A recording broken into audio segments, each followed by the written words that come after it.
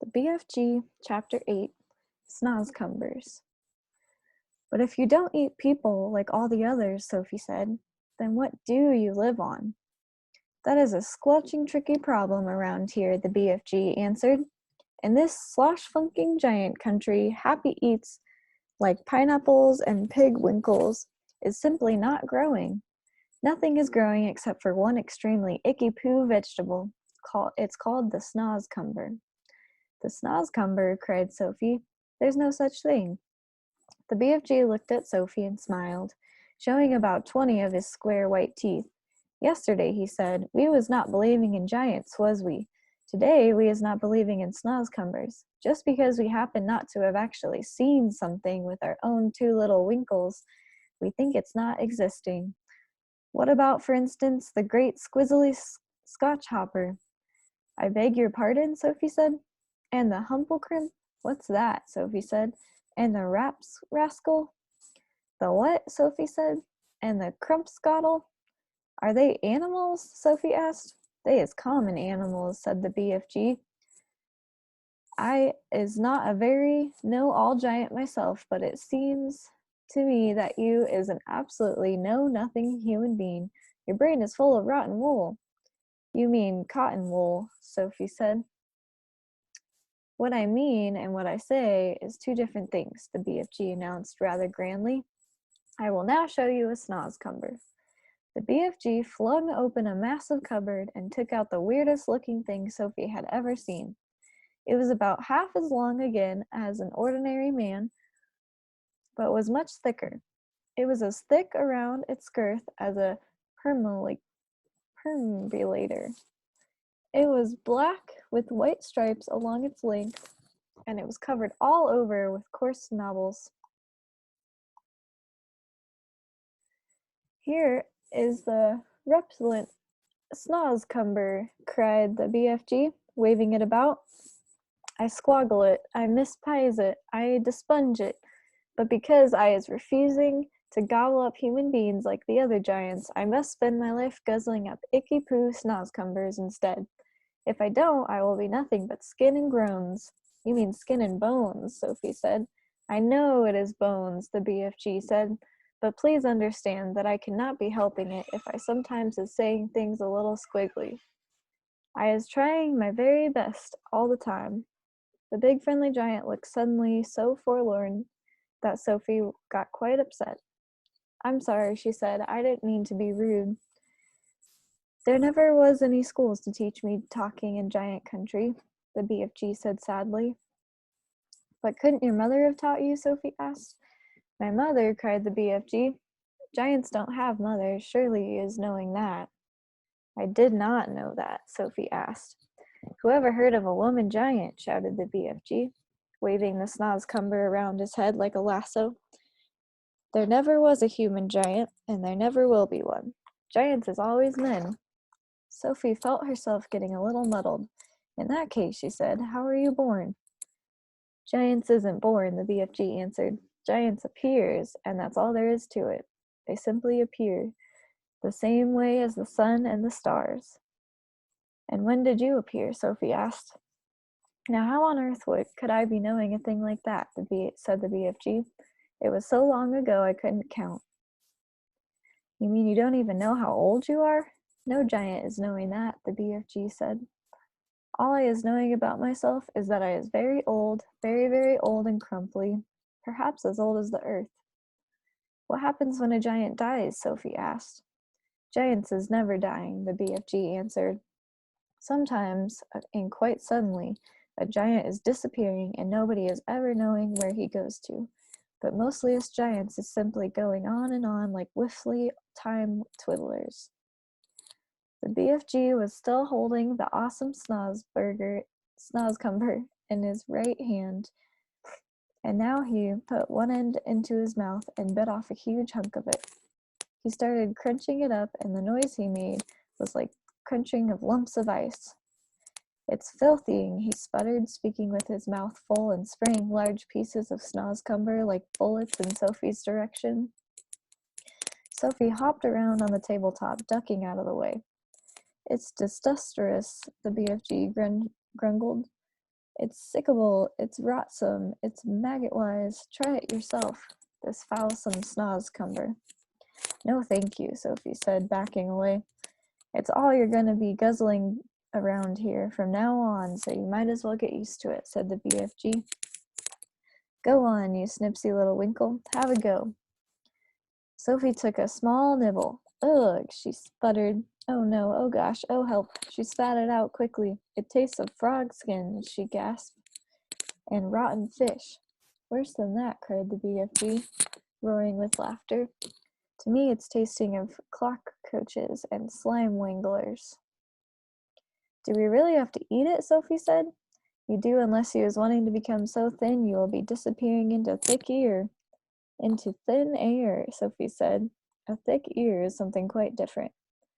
Once again, the sad, winsome look came into BFG's eyes. Words, he said, is oh such a twitch-tickling problem to me all my life.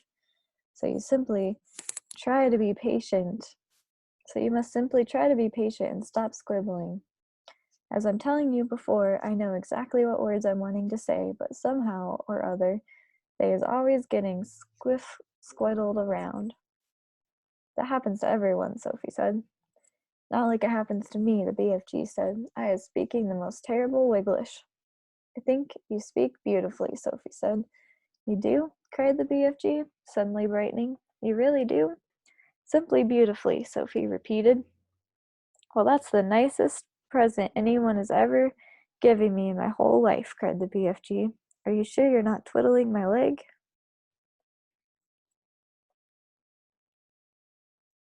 Of course not, Sophie said. I just love the way you talk. How wondercrump, cried the BFG, still beaming. How whoopsie splunkers, how absolutely swiffling. I is all of a stutter. Listen, Sophie said, we don't have to eat snozcumbers. In the fields around our village, there are all sorts of lovely vegetables, like cauliflowers and carrots.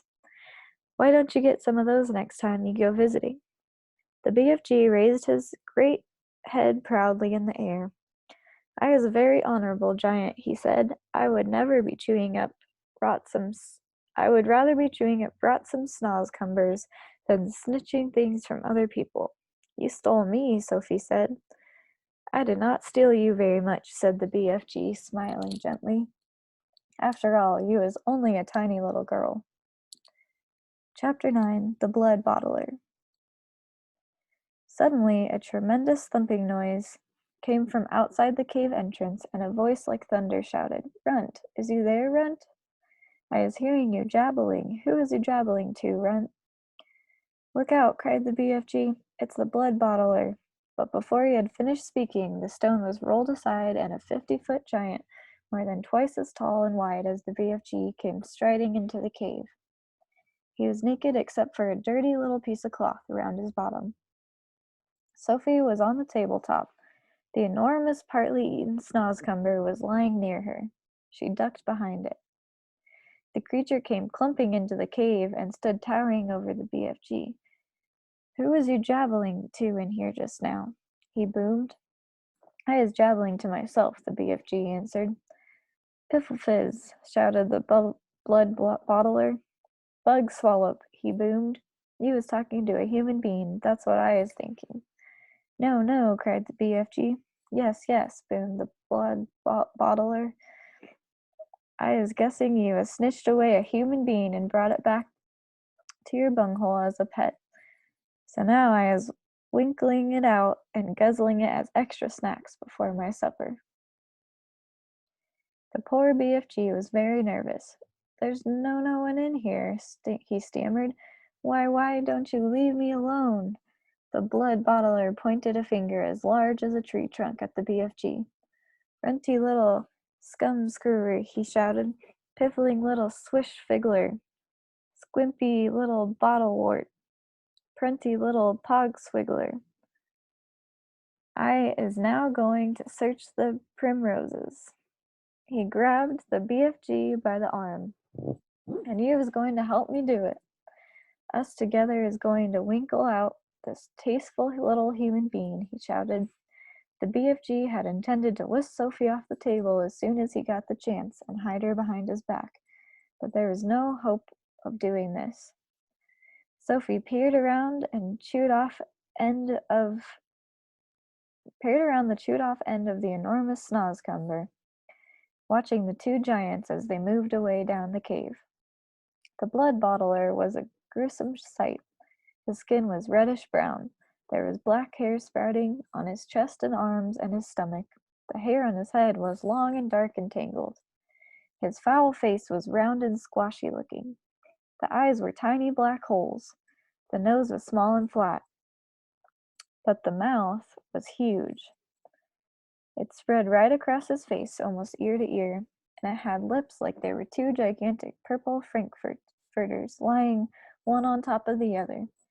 Craggly yellow teeth stuck out between the two purple frankfurter lips, and rivers of spit ran down over the chin.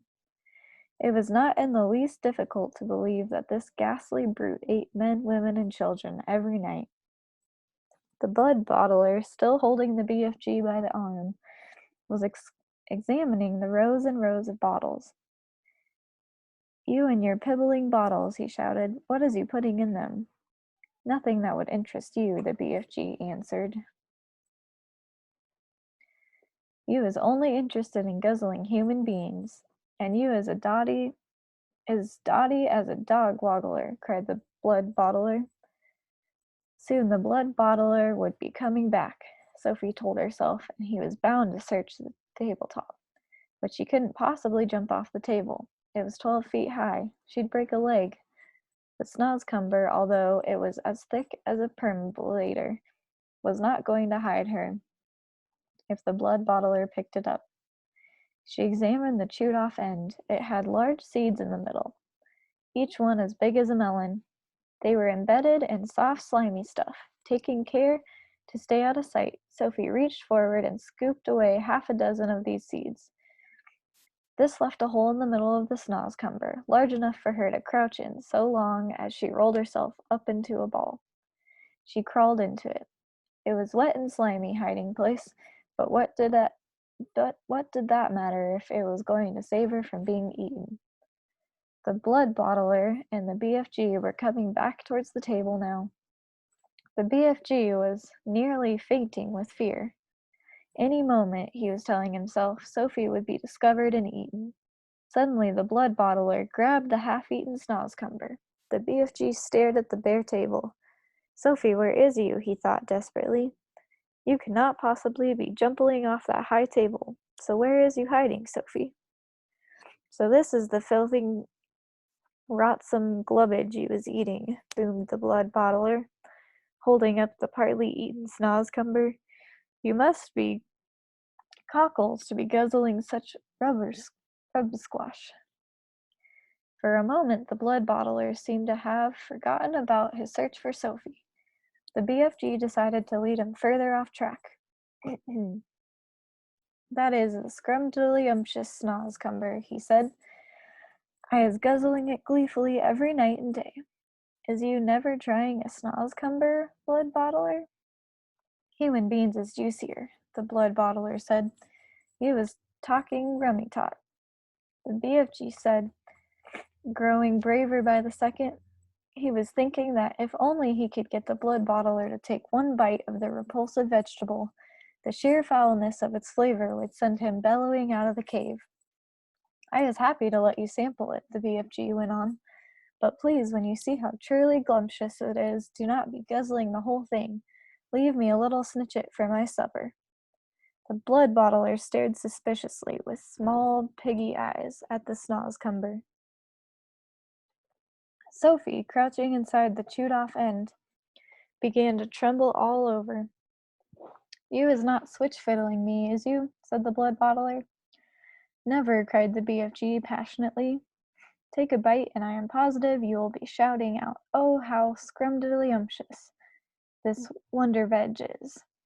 The BFG could see the greedy blood bottler's mouth beginning to water more than ever at the prospect of extra food. "Vegetables is very good for you," he went on. "It is not healthsome always to be eating meaty things. Just this once," the blood bottler said, "I is going to taste the rotsome eats of yours." but I is warning you that if it's filsome, I is smashing it over your sludgy little head." He picked up the snozcumber. He began raising it on its long journey to his mouth, some 50 feet up in the air. Sophie wanted to scream, "Don't!" but that would have been an even more certain death. Crouching among the slimy seeds, she felt herself being lifted up and up and up and up. Suddenly there was a crunch as the blood bottler bit a huge hunk off the end. Sophie saw his yellow teeth clamping together a few inches from her head. Then there was utter darkness. She was in his mouth. She caught a whiff of his evil-smelling breath. It stank of bad meat. She waited for the teeth to go crunch once more. She prayed that she would be killed quickly. "Ew," roared the blood bottler. "Ugh." And then he spat. All of the great lumps of snozcumber that were in his mouth, as well as Sophie herself, went shooting out across the cave. If Sophie had snuck the stony wall of the cave, she would most certainly have been killed. Instead, she hit the soft folds of the BFG's black cloak hanging against the wall. She dropped to the ground, half stunned. She crawled under the hem of the cloak, and there she crouched. "You little swine buggler," roared the blood bottler. "You little pig swiller." He rushed at the BFG and smashed what was left of the snozcumber over his head. Fragments of the filthy vegetable splashed all over the cave. "You is not loving it?" the BFG asked innocently, rubbing his head. "Loving it?" yelled the blood bottler. "That is the most disgusterous taste that is ever touching my teeth. You must be buggles to be swallowing sludge like that. Every night you could be galloping off happily as a hamburger and gobbling juicy human beans." "Eating human beings is wrong and evil," the BFG said. "It is guzzly and glumptious," shouted the blood bottler. "And tonight I is galloping off to Chile to swabble a few human chili beans. Is you wishing to know why I is choosing Chile?" "I is not wishing to know anything," the BFG said, very dignified. "I is choosing Chile," the blood bottler said, "because I is fed up with the taste of Eskimos. It is important that I has plenty of cold eats in this scuttling hot weather, and the next coldest thing to an Eskimo is a chili bean. Human beans from Chile is very chilly." "Horrible," the BFG said. "You ought to be ashamed. Other giants is all saying they is wanting to gallop off to England tonight to guzzle school childers." The blood bottler said, "I is very fond indeed of English school childers. They have nice icky booky flavor. Perhaps I will change my mind and go to England with them." "You is disgusting," the BFG said. "And you is an insult to giant people," shouted the blood bottler. "You is not fit to be a giant. You is a squinky little squiddler. You is a piddling little pipsqueak. You is a cream puff nut." With that, the horrible blood-bottling giant strode out of the cave. The BFG ran to the cave entrance and quickly rolled the stone back into place. "Sophie," he whispered. "Sophie, where is you, Sophie?" Sophie emerged from under the hem of the black cloak. "I'm here," she said. The BFG picked her up and held her tenderly in the palm of his hand. "Oh, I was so happy to be finding you all in one lump," he said. "I was in his mouth," Sophie said. "You was what?" cried the BFG. Sophie told him what had happened. "There I was telling him to eat the filthsome snozcumber, and you was all the time inside it," the BFG cried. "Not much fun," Sophie said. "Just look at you, you poor little childer," cried the BFG. "You is all covered in snozcumber and giant spit." He set about cleaning her up as best he could. "I is hating those other giants more than ever now," he said. "You know what I should like?" "What?" Sophie said. "I should like to find a way of disappearing them, every single one." "I'd be glad to help you," Sophie said. "Let me see if I can't think up a way of doing that." Chapter 10. Frobscottle and Whiz Poppers. By now, Sophie was beginning to feel not only extremely hungry, but thirsty as well. She had been home. If she had she been at home, she would have finished her breakfast long ago. Are you sure there's nothing else to eat around here? Except those disgusting, smelly snozcumbers? She asked. Not even a fizzwinkle, answered the big friendly giant. In that case, may I please have a little water? She said. Water, said the BFG, frowning mightily. What is water? We drink it, Sophie said. What do you drink? Frobscottle, announced the BFG. All giants is drinking frobscottle. Is it as nasty as your snozcumbers? Sophie asked. Nasty, cried the BFG. Never is it nasty. Frobscottle is sweet and jumbly. He got up from his chair and went to a second huge cupboard. He opened it and took out a glass bottle that must have been 6 feet tall. The liquid inside it was pale green, and the bottle was half full. Here is Frobscottle, he cried, holding the bottle up and proud and high, as though it contained some rare wine. Delumptious, fizzy Frobscottle, he shouted. He gave it a shake, and the green stuff began to fizz like mad. But look, it's fizzing the wrong way, Sophie cried. And indeed it was. The bubbles, instead of traveling upwards and bursting on the surface, were shooting downwards and bursting at the bottom. A pale green frothy fizz was forming at the bottom of the bottle. What on earth is you meaning the wrong way? Asked the BFG. In our fizzy drinks, Sophie said, the bubbles always go up and burst at the top. Upwards is the wrong way, cried the BFG. You mustn't ever be having the bubbles going upwards. That the most flesh-bunking rubbish I was ever hearing. Why do you say that? Sophie asked. You was asking me why? Cried the BFG, waving the enormous bottle around as though he were conducting an orchestra. You was actually meaning to tell me you cannot see why it is a scrawny mistake to have the bubbles flying up instead of down? You said it was flush-bunking, now you're saying it's scrawny. Which is it? Sophie asked politely. Both, cried the BFG. It is a flush-bunking and scrawny mistake to let the bubbles go upwards. If you can't see why, you must be as quacky as a duckhound. By Ringo, your head must be so full of frog squeakers and buzzwingles, I is frittered if I know how you can think at all. Why should the bubbles go upward? Sophie asked. I will explain, said the BFG, but tell me first, what name is you calling your Frobscottle by? One is Coke, Sophie said, another is Pepsi. There are lots of them. And the bubbles is all going up? They all go up, Sophie said. Catastrophe, cried the BFG. Upgoing bubbles is a catastrophe. Will you please tell me why? Sophie said. If you will listen carefully, I will explain, said the BFG. But your brain is so full of bug whiffles, I doubt you will ever understand. I'll do my best, Sophie said patiently. Very well then. When you was drinking this cokey drink of yours, said the BFG, it is going straight down into your tummy. Is that right, or is that left? It's right, Sophie said, and the bubbles is going also into your tummy. Right or left? Right again, Sophie said. And the bubbles is fizzing upwards? Of course, Sophie said. Which means, said the BFG, that they will all come swish whiffling up your throat and out your mouth and make a foulsome belchy burp. That is often true, Sophie said, but what's wrong with a little burp now and then?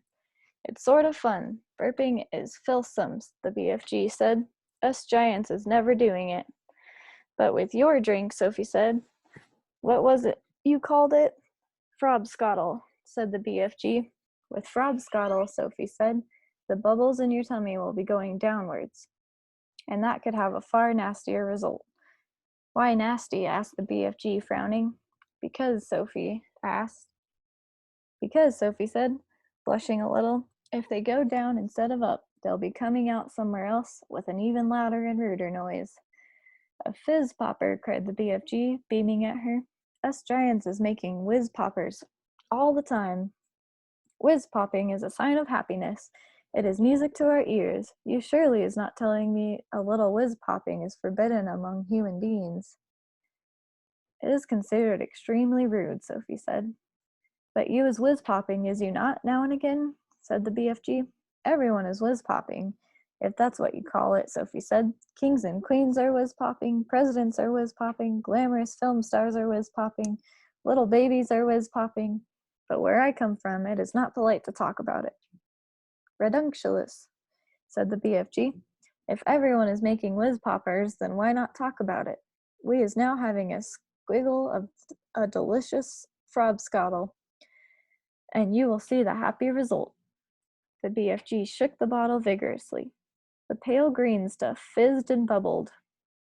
He removed the cork and took a tremendous gurgling swig. It's gloomy, he cried. I love it. For a few moments, the big friendly giant stood quite still, and a look of absolute ecstasy began to spread over his long, wrinkly face. Then suddenly the heavens opened and he let fly with a series of the loudest and rudest noises Sophie had ever heard in her life. They reverberated around the walls of the cave like thunder, and the glass jars rattled on their shelves. But most astonishing of all, the force of the explosions actually lifted the enormous giant clear off his feet like a rocket. Whoopee, he cried. When he came down to earth again, now that is what whiz popping for you. Sophie burst out laughing. She couldn't help it. Have some yourself, cried the BFG, tipping the neck of the enormous bottle towards her. Don't you have a cup? Sophie said. No cups, only bottle. Sophie opened her mouth, and very gently the BFG tipped the bottle forward and poured some of the fabulous frobscottle down her throat. And oh gosh, how delicious it was. It was sweet and refreshing. It tasted of vanilla and cream, with just the faintest trace of raspberries on the edge of the flavor. And the bubbles were wonderful. Sophie could actually feel them bouncing and bursting all over her tummy. It was an amazing sensation. It felt as though hundreds of tiny people were dancing a jig inside her and tickling her with their toes. It was lovely. It's lovely, she cried. Just wait, said the BFG, flapping his ears. Sophie could feel the bubbles traveling lower and lower down her tummy, and then suddenly, inevitably, the explosion came. The trumpet sounded, and she too made the walls of the cavern ring with the sound of music and thunder. Bravo, shouted the BFG, waving the bottle. You is very good for a beginner. Let's have some more.